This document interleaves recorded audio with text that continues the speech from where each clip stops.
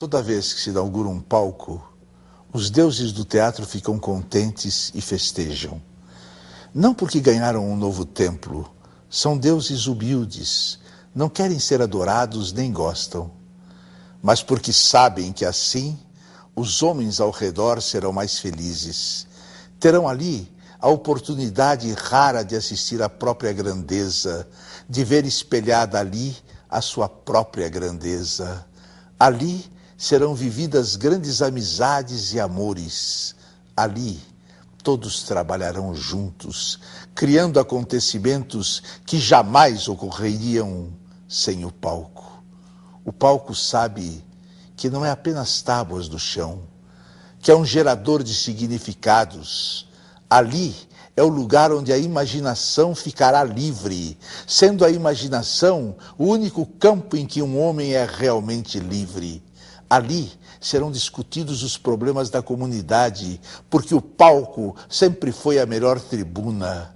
Ali, homens diante de homens falarão de sua alma, discutirão e compartilharão alegrias e tristezas, como se fossem um só. Trabalharão alegremente por um mundo melhor, mais solidário. Inaugurar um teatro é criar uma ilha de liberdade, de lucidez, de solidariedade. Nada une mais as pessoas do que o teatro. Não é somente um local de diversão, é isso também, mas principalmente é um lugar de reflexão, de descoberta, da revolução e do encontro com o outro. Eu nunca sei quando as histórias acabam, por isso sempre eu fico preso entre uma e outra, ou entre nenhuma e nenhuma outra.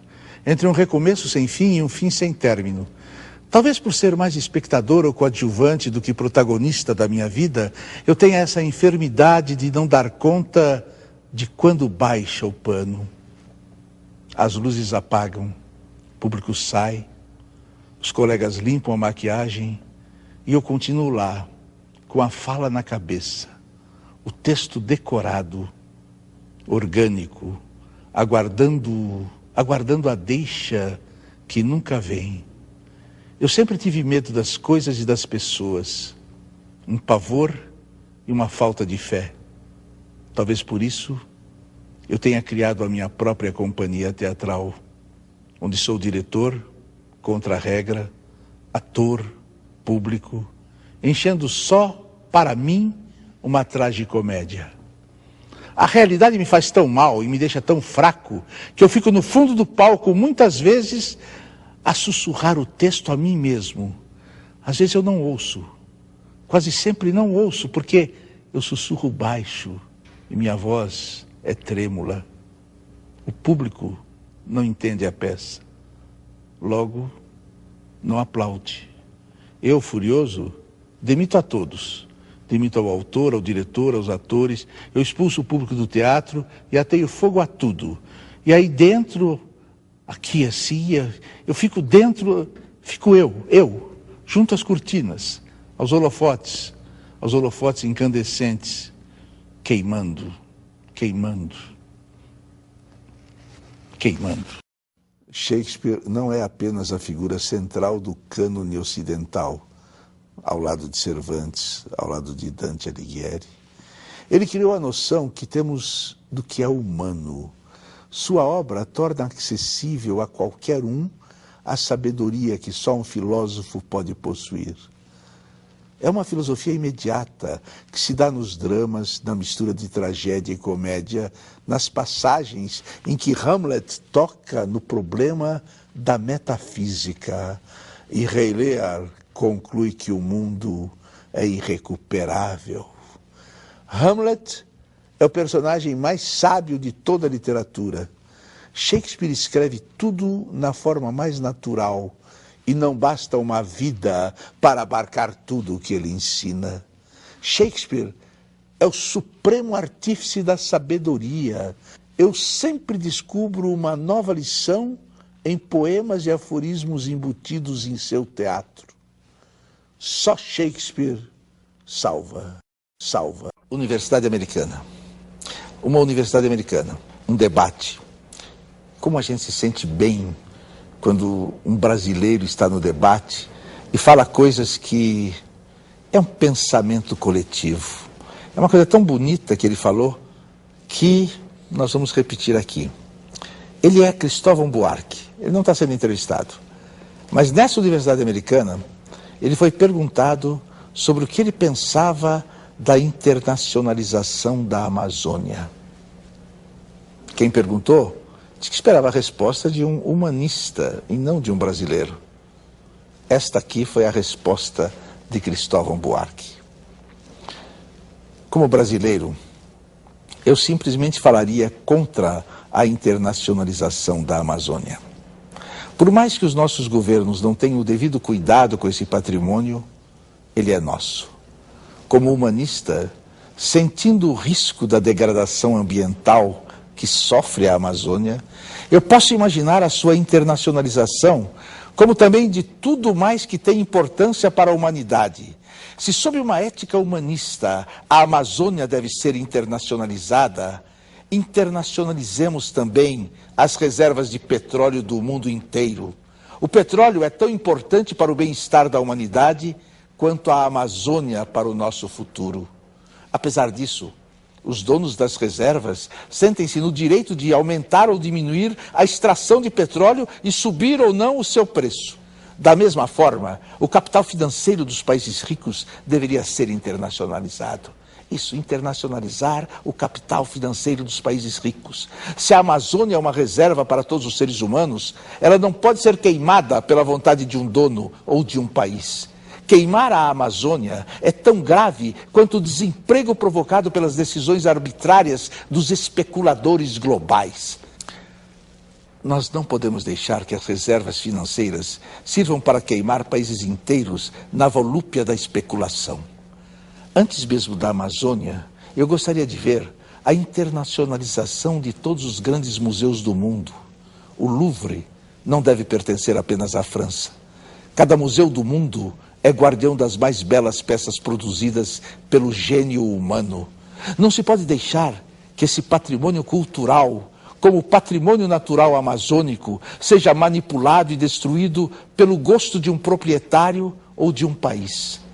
Neste momento, as Nações Unidas estão realizando o Fórum do Milênio, mas alguns presidentes de países tiveram dificuldades em comparecer por constrangimentos na fronteira dos Estados Unidos.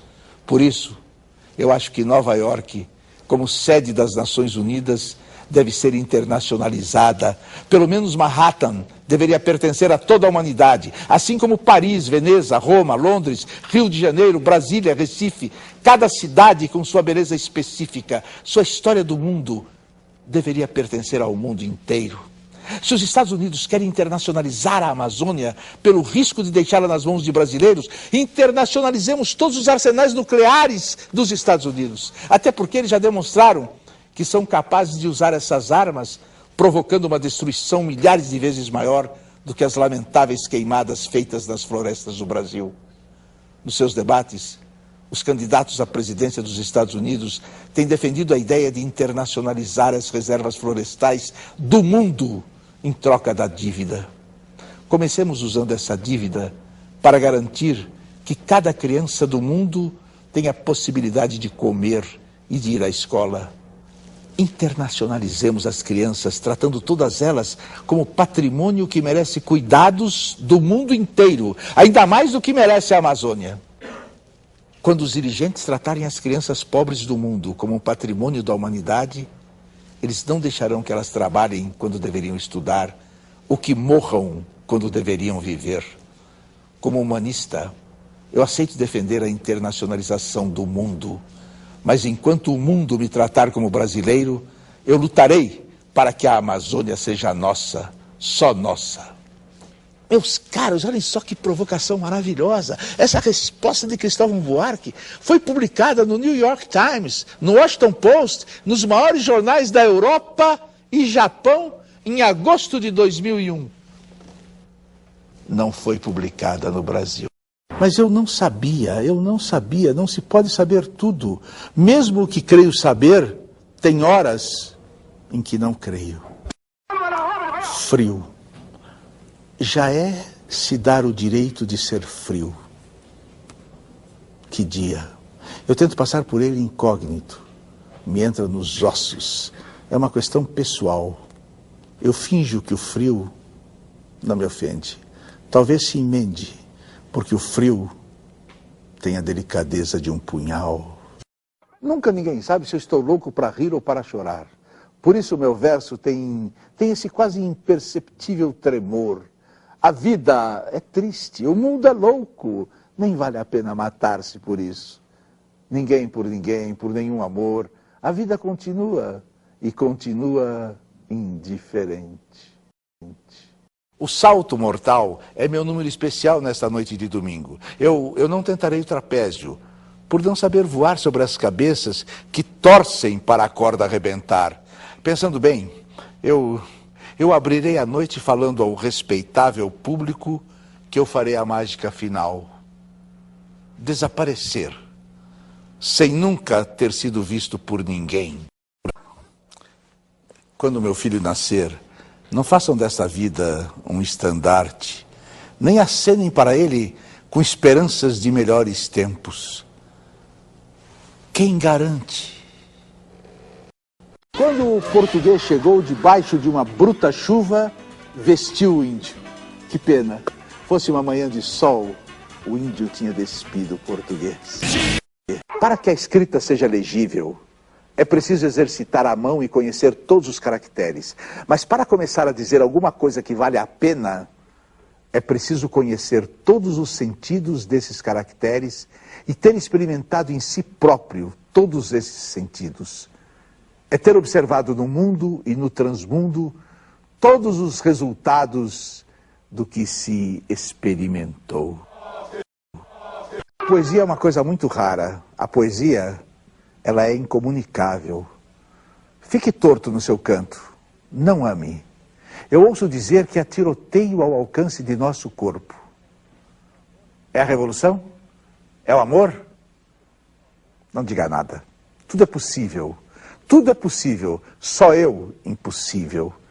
O mar transborda de peixes. Há homens que andam no mar como se andassem na rua. Não conte. Suponha que um anjo de fogo varresse a face da terra e os homens sacrificados pedissem perdão. Não peça, não peça. Fala do índio mexicano Guaycapuro Cuauhtémoc diante de uma plateia de autoridades europeias por ocasião das comemorações dos 500 anos de descoberta da América. Atenção, é um índio mexicano que fala.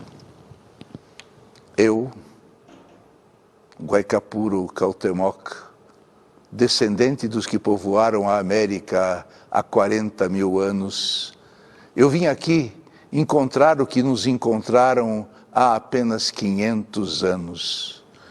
O irmão advogado europeu me explica que aqui toda dívida deve ser paga, ainda que para isso se tenha que vender seres humanos ou países inteiros. Pois bem, eu também tenho dívidas a cobrar.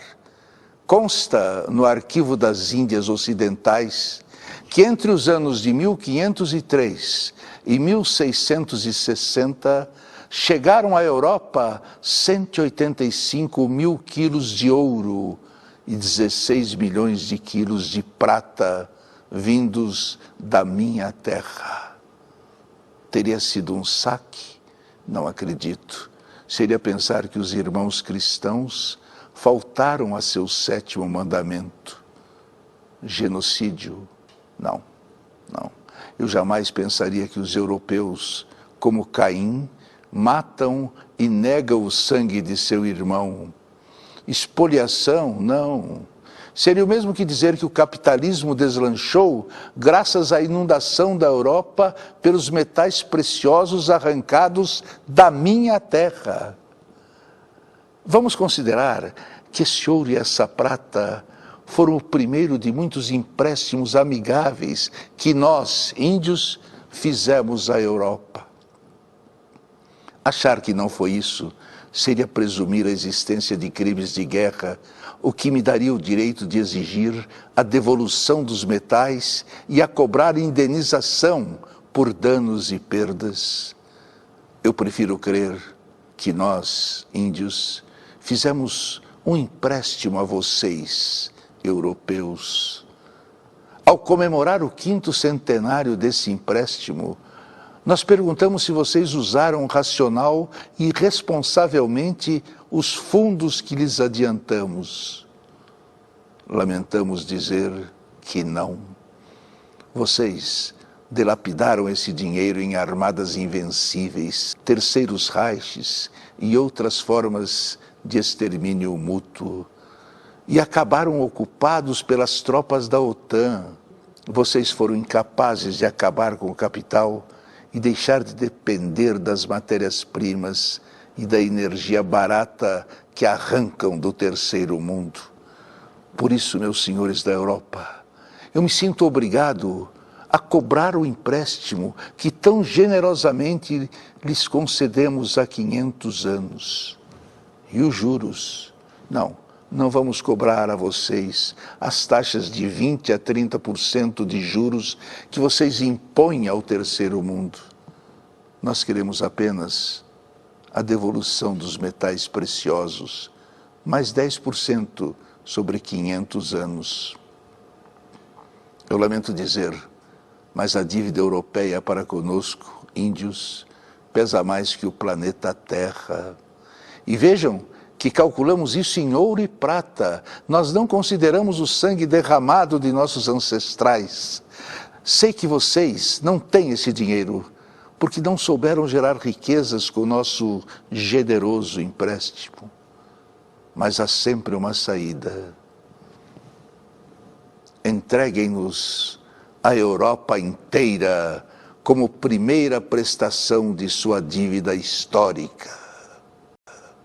A maioria das doenças que as pessoas têm são poemas presos, abscessos, tumores, nódulos.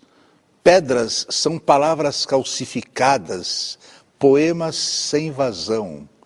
Mesmo cravos pretos, espinhas, cabelo encravado, prisão de ventre, poderia um dia ter sido poema, mas não. As pessoas, às vezes, adoecem da razão de gostar de palavra presa. Palavra boa é palavra líquida, escorrendo em estado de lágrima. Lágrima é dor derretida. Dor endurecida é tumor. Lágrima é alegria derretida. Alegria enfurecida, alegria endurecida é tumor. Lágrima é raiva derretida. Raiva endurecida é tumor. Lágrima é pessoa derretida. Pessoa endurecida é tumor. Tempo endurecido é tumor. Tempo derretido é poema. Tempo derretido é poema. Um autor escreveu apenas uma peça de teatro, a ser encenada uma única vez. E naquele que era, em sua opinião, o melhor teatro do mundo, dirigida pelo, também em sua opinião, o melhor diretor do mundo e representada apenas pelos melhores atores do mundo. Esse autor acomodou-se, ainda antes de abertas as cortinas da noite de estreia, no local mais apropriado da galeria, invisível ao público. Lá, ele posicionou seu fuzil automático e, abertas as cortinas, pôs-se a disparar um tiro mortal na cabeça de todo espectador que, em sua opinião, ri-se no momento errado. No final do espetáculo, só restavam no teatro espectadores mortos. Durante toda a encenação, os atores e o administrador do teatro não se deixaram perturbar um só instante pelo autor obstinado e seus tiros. O sexo contém tudo. Corpos, almas, sentidos, provas, purezas, delicadezas, resultados, avisos, cantos, ordens, saúde, o mistério materno, o leite seminal, todas as esperanças, todos os benefícios, todas as dádivas, paixões, amores, encantos, gozos da terra, todos os deuses, juízes, governos, pessoas no mundo e seus seguidores.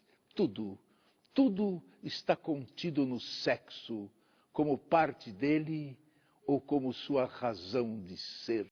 Como é por dentro outra pessoa? Quem é que o saberia sonhar? A alma de outrem é outro universo, com que não há comunicação possível, nem há verdadeiro entendimento. Nós nada sabemos da alma, senão da nossa. As almas dos outros são olhares, são gestos, são palavras, supondo-se qualquer semelhança no fundo. Entendemos-nos porque nos ignoramos. A vida que se vive é um desentendimento fluido, uma média alegre entre a grandeza que não há e a felicidade que não pode haver. Vamos falar sobre as virtudes, as grandes virtudes do homem. Nos últimos anos, pudemos testemunhar com nossos próprios olhos como o trabalho consciencioso, o mais sólido conhecimento, a mais séria disciplina e aplicação foram adaptados às finalidades mais atrozes. Tamanhos horrores não teriam sido possíveis sem o concurso de tamanhas virtudes. Há uma diferença muito grande entre saber e acreditar que se sabe. Saber é ciência. Acreditar que se sabe é ignorância. Mas cuidado, saber mal não é ciência. Saber mal pode ser muito pior que ignorar. Na verdade, sabe-se somente quando se sabe pouco, pois com o saber cresce a dúvida que é preciso idolatrar sempre. Onde está o interruptor? Liguem a tomada. Vejam, a tecnologia é a resposta. Mas qual era a mesma pergunta? Delicado é aquele para quem a pátria é doce. Bravo, aquele para quem a pátria é tudo.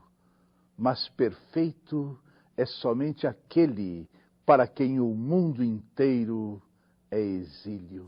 Não temos heróis. Não temos heróis, nem jamais os tivemos. Afinal, para que servem os heróis? E suas estátuas de granito ou de mármore negro, seus cavalos de bronze, suas medalhas barrocas e as espadas que não passam de metáforas. Para que servem os heróis se o ácido da chuva desdenha da glória dos homens e nem os pássaros se importam com eles? Para que servem os heróis se nem sabem quem somos, nem jamais ouviram falar dos nossos mitos e utopia? Infeliz do país que precisa de heróis. Quando escrevo, eu repito o que eu já vivi antes. E para essas duas vidas, só um léxico não é suficiente.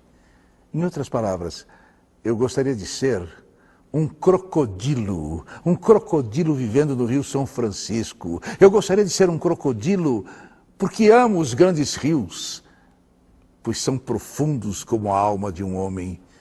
Na superfície, são muito vivazes e claros, mas nas profundezas são tranquilos e escuros, como o sofrimento dos homens. Quando eu morrer, batam em latas, rompam aos saltos e aos pinotes, façam estalar no ar chicotes, chamem palhaços acrobatas, que o meu caixão vá sobre um burro ajaezado andaluza. Ao morto nada se recusa, eu quero por força ir de burro. Duas situações interessantes. Quando o pensamento anda mais rápido que a língua, e quando a língua anda mais rápido que o pensamento, qual é o pior? O pior é quando o pensamento e a linguagem andam na mesma marcha. Aí começa o tédio. Esquece o futuro, ele não te pertence. O presente te basta, mas é preciso ser rápido quando ele é mau presente e andar devagar quando se trata de saboreá-lo. Expressões como passar o tempo espelham bem a maneira de viver dessa gente prudente, que imagina não haver coisa melhor para fazer da vida. Deixam passar o presente, esquivam-se, ignoram o presente, como se estar vivo fosse uma coisa desprezível. Porque a natureza nos deu a vida em condições tão favoráveis que só mesmo por nossa culpa ela poderia se tornar pesada e inútil.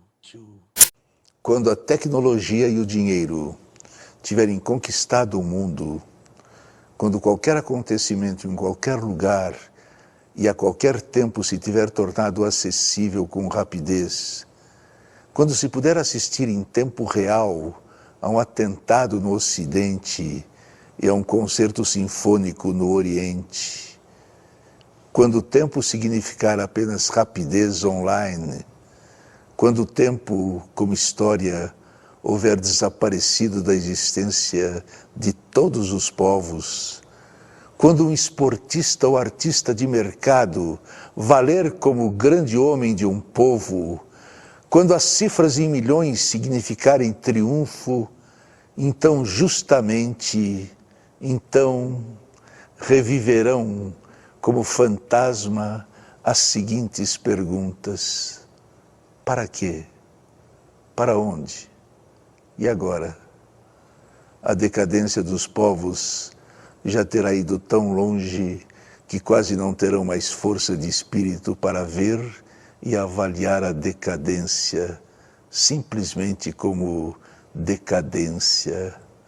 Essa constatação nada tem a ver com pessimismo cultural, nem tampouco com o otimismo.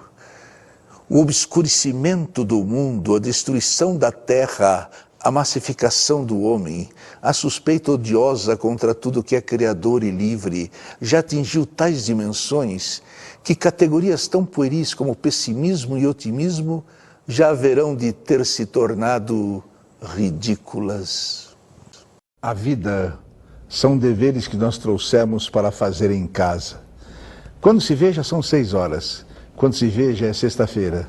Quando se vê, já é Natal. Quando se vê, já terminou o ano. Quando se vê, não sabemos mais por onde andam nossos amigos. Quando se vê, perdemos o amor da nossa vida. Quando se vê, já passaram-se 50 anos. Agora é tarde demais para ser reprovado. Se me fosse dado um dia, uma oportunidade, eu nem olhava o relógio. Eu seguiria sempre em frente, iria, jogando pelo caminho a casaca dourada e inútil das horas. Eu seguraria todos os meus amigos, que já não sei onde e como estão, e diria: vocês são extremamente importantes para mim. Eu seguraria o meu amor, que está há muito à minha frente, e diria: eu te amo. Dessa forma, eu digo: não deixe de fazer algo que gosta devido à falta de tempo. Não deixe de ter alguém ao seu lado ou de fazer algo por puro medo de ser feliz. A única falta que será desse tempo que infelizmente não voltará mais. Mulher nua, mulher negra envolvida com tua cor que é vida. Mulher nua, mulher sombra, fruto maduro de carne firme, êxtase turvo de vinho negro.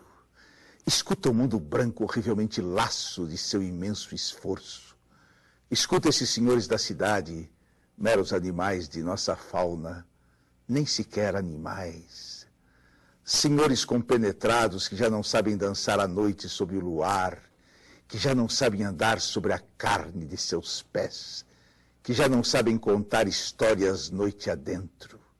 Mulher nua, mulher nua, mulher negra envolvida com tua cor que é vida, tenha piedade de nossos vencedores oniscientes e ingênuos. O que vocês esperavam que acontecesse quando tiraram a mordaça que tapava essas bocas negras? Esperavam que elas lhes cantassem louvores? E essas cabeças que seus avós e seus pais haviam dobrado à força até o chão? O que esperavam? Que se reerguessem com adoração nos olhos? Ei-los em pé. Homens que nos olham, ei-los em pé. Faço votos para que vocês sintam, como eu, a comoção de ser visto. Hoje, esses homens pretos nos miram e nosso olhar reentra em nossos olhos. Tochas negras iluminam o mundo e nossas cabeças brancas não passam de pequenas luminárias balançadas pelo vento. Ninguém pode me esquecer nem silenciar. Não sou um grande ídolo utilizável e terrível. A minha consciência está em fragmentos. Melhor, outras consciências de mim se encarregarão. Leem-me, ouvem-me, salto aos olhos. Falam de mim, eu estou em todas as bocas, em língua universal e singular, em milhões de olhares.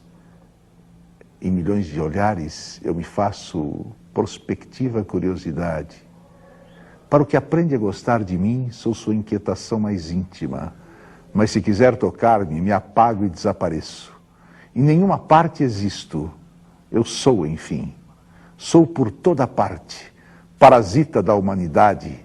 Meus benefícios a inquietam e obrigam sem cessar a ressuscitar a minha ausência. Não nasci no começo deste século. Eu nasci no plano do eterno. Eu nasci de 1000 vidas superpostas. Nasci de 1000 ternuras desdobradas. Eu vim para conhecer o mal e o bem, e para separar o mal do bem. Eu vim para amar e ser desamado. Eu vim para ignorar os grandes e consolidar os pequenos. Eu não vim construir a minha riqueza, não vim construir a minha própria riqueza, mas não vim para destruir a riqueza dos outros. Eu vim para reprimir o choro formidável, esse choro formidável que as gerações anteriores me transmitiram. Eu vim para experimentar a dúvida e a contradição, e aprendi que é preciso idolatrar a dúvida. Tudo é novo para quem é novo. Não ceder ao hábito, que é a usura progressiva, e tudo se torna poeirento e cinza. Tudo se torna igual ao que somos. Tudo se parece e se repete, porque nós nos parecemos e repetimos. Seria preciso que o homem se acrescentasse à criança, sem dela desprender-se, que a criança substituísse dentro do homem, que fosse uma base para a construção de acréscimos sucessivos, que não a destruíssem, como acontece. Não basta ser apenas um primitivo, mas é preciso ser também um primitivo. Permanecer primeiro em presença das coisas primeiras. Elementar diante do elementar. Ser capaz de sempre se transformar e não apenas ser. Não imóvel, mas em movimento, em meio ao que é móvel, em contato incessante com o que se transforma, transformando-se a si próprio. Como a criança, entregue totalmente ao exterior, mas com esse retorno a si mesmo, que a criança não tem, em direção ao interior, onde se recolhem e se ordenam as coisas. Nós vamos ensinar a você o fervor. Nossos atos se prendem a nós, como ao fósforo sua luz. Nos consomem, é verdade, mas fazem nosso esplendor. E se nossa alma valeu alguma coisa, é por ter ardido mais intensamente do que outras. Vamos ensinar a você o fervor. Uma existência patética, não a tranquilidade. Ser tranquilo é ser trágico. Eu não almejo outro repouso que o do sono da morte. Espero, depois de ter exprimido nesta terra tudo o que havia em mim, satisfeito, morrer completamente desesperado por fazer ainda mais. Nossa vida há de ser diante de nós como copo de água gelada, o copo úmido nas mãos de quem tem febre e quer beber, e bebe tudo de uma vez, sabendo que devia aguardar, mas não podendo tirar dos lábios o copo delicioso. Tão fresca é a água e tão apaziguadora da sede. A arte de perder não é nenhum mistério. Tantas coisas contém em si o acidente de perdê-las, que perder não é nada sério. Perca um pouco a cada dia, aceite austero a chave perdida, a hora gasta bestamente. A arte de perder não é nenhum mistério. Depois perca mais rápido, com mais critério, lugares, nomes, a escala subsequente da viagem não feita. Nada disso é sério. Eu perdi o relógio de mamãe. Eu nem quero lembrar a perda de 3 casas excelentes. A arte de perder não é nenhum mistério. Eu perdi 2 cidades lindas, um império que era meu, 2 rios e mais um continente. Eu tenho saudade deles, mas não é nada sério. Mesmo perder você, a voz, o ar etéreo que eu amo, não muda nada. Pois é evidente que a arte de perder não chega a ser um mistério, por muito que pareça muito sério. Destruir é jovem e sereno. Destruir rejuvenesce, afasta as marcas de nossa própria idade, reanima. O que leva a imagem apolínea do destruidor é o reconhecimento de que o mundo se simplifica terrivelmente quando testa o quanto ele merece ser destruído. Esse é o grande vínculo que envolve na mesma atmosfera tudo o que existe. É uma visão que proporciona ao caráter destrutivo um espetáculo da mais profunda harmonia. O futuro se tornou uma região do horror. O presente se converteu num deserto. As sociedades liberais giram, mas não avançam, só se repetem. Se mudam, mas não se transfiguram. O hedonismo do Ocidente é a outra face de seu desespero. O lugar vazio que o cristianismo deixou nas almas modernas não foi ocupado pela filosofia, mas por superstições grosseiras. O nosso erotismo é hoje uma técnica, não é mais uma arte, nem uma paixão. A cobra verde aos pés, mas tu não és a virgem, nem as cobras são fornicadoras de mulheres.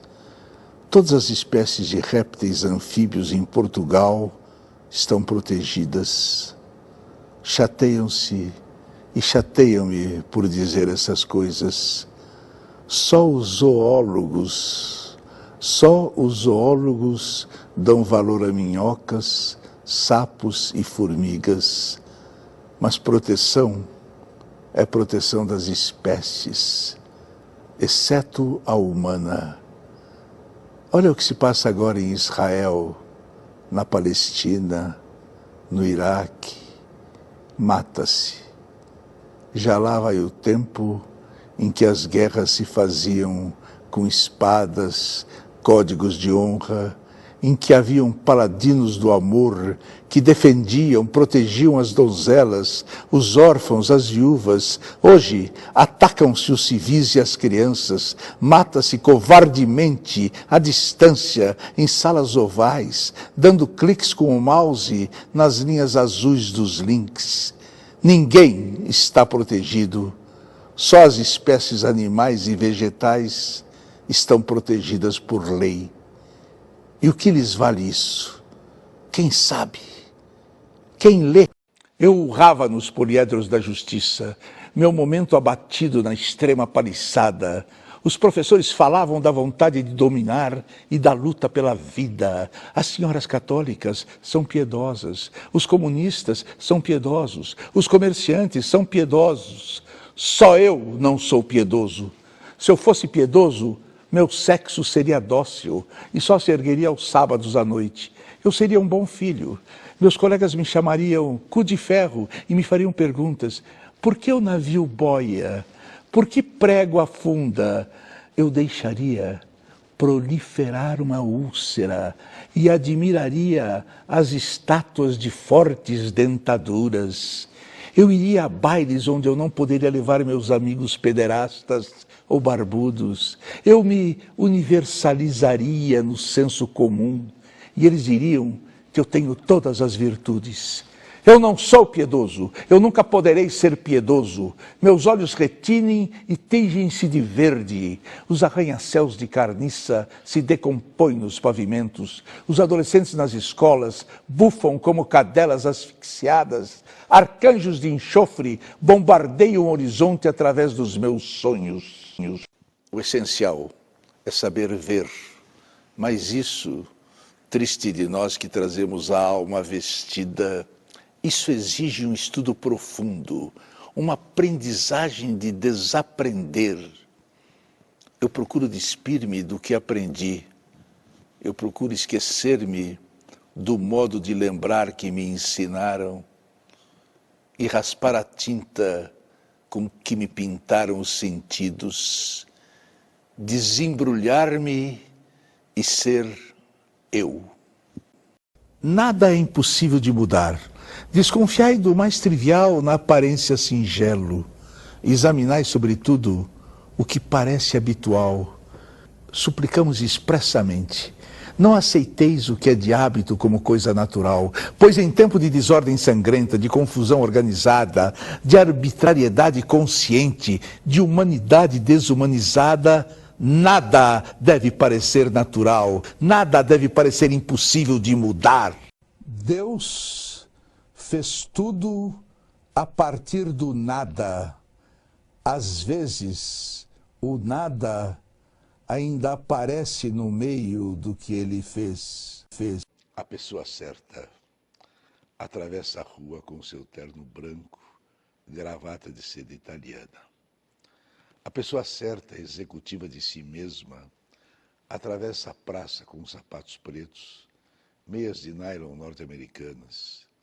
A pessoa certa entra no prédio, recolhe dinheiro, cola na pasta, pega o elevador. Bem, a pessoa certa atravessa o hall e chega à porta giratória. A pessoa certa põe o pé na calçada e cai, fulminada, sem saber por quê.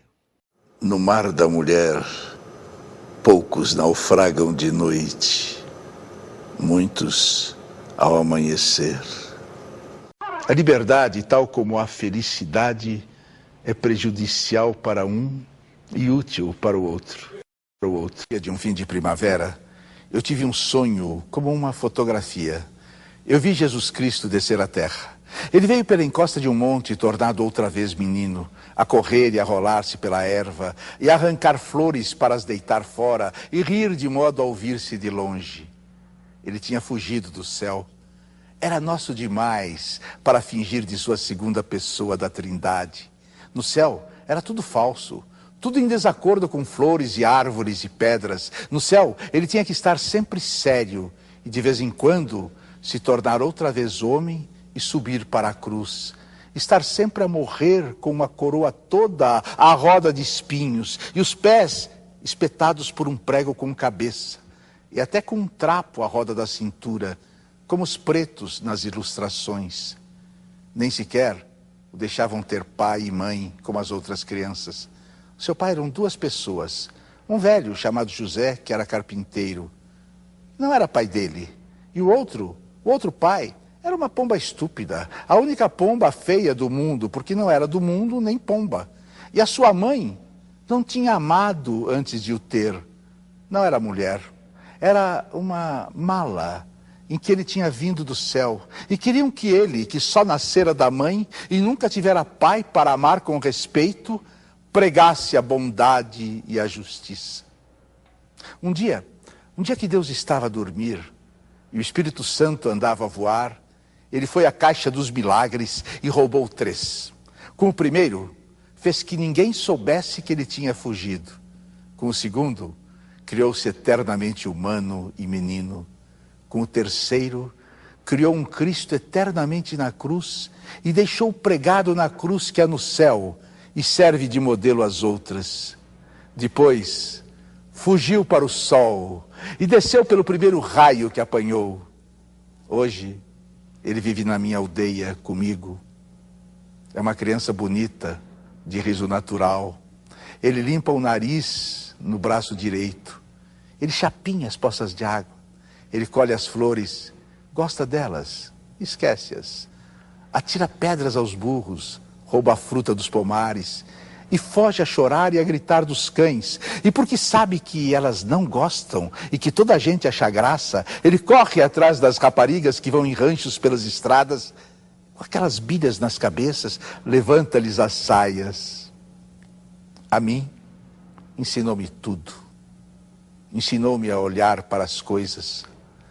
Aponta-me todas as coisas que há nas flores. Mostra-me como as pedras são engraçadas quando a gente tem na mão e olha devagar para elas.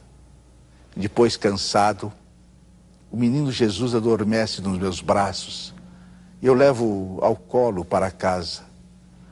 Ele mora comigo na minha casa, a meio do outeiro. Ele é a eterna criança, o Deus que faltava. Ele é o humano que é natural.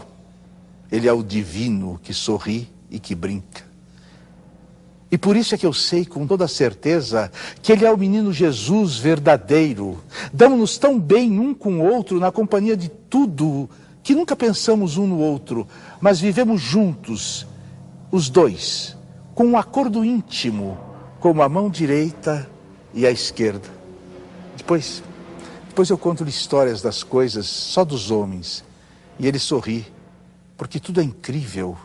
Ele ri dos reis e dos que não são reis, e tem pena de ouvir falar das guerras, dos comércios, da violência, dos navios que ficam fumo no ar, dos altos mares. Porque ele sabe que a tudo isto falta aquela verdade que uma flor tem ao florescer e que anda com a luz do sol a variar. Os montes, vales, fazem doer aos olhos os muros caiados. Depois, ele adormece. Eu deito, levo-o ao colo para dentro de casa e deito-o, despindo-o lentamente. E como seguindo um ritual muito limpo e todo materno, até ele estar nu, ele adormece. Ele adormece dentro da minha alma e às vezes acorda de noite e brinca com os meus sonhos. Vira uns de perna para o ar, põe uns em cima dos outros e bate as palmas sozinho, sorrindo para o meu sono. Quando eu morrer, filhinho, seja eu a criança, mais pequeno, pega-me tu ao colo e leva-me para dentro de tua casa. Despe o meu ser cansado e humano e deita-me na tua cama e conta-me histórias, caso eu acorde, para eu tornar a adormecer, e dá-me sonhos teus para eu brincar, até que nasça qualquer dia que tu sabes qual é. Esta é a história do meu menino Jesus.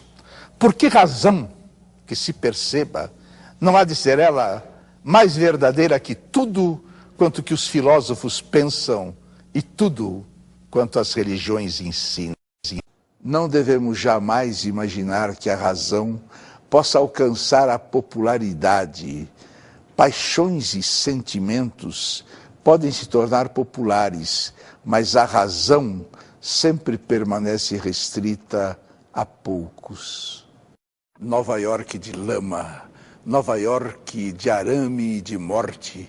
Que anjo levas oculto na face, Nova York? Que voz perfeita diria as verdades do trigo?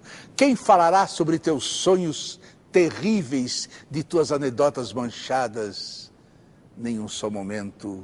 Velho formoso, Walt Whitman, eu deixei de ver tua barba cheia de mariposas, nem teus ombros de veludo gastos pela lua, nem tuas coxas de Apolo virginal, nem tua voz como uma coluna de cinza, ancião formoso como a névoa que gemias, como um pássaro com o sexo atravessado por uma agulha, inimigo do sátiro, inimigo da vida e amante dos corpos sob o grosseiro pano.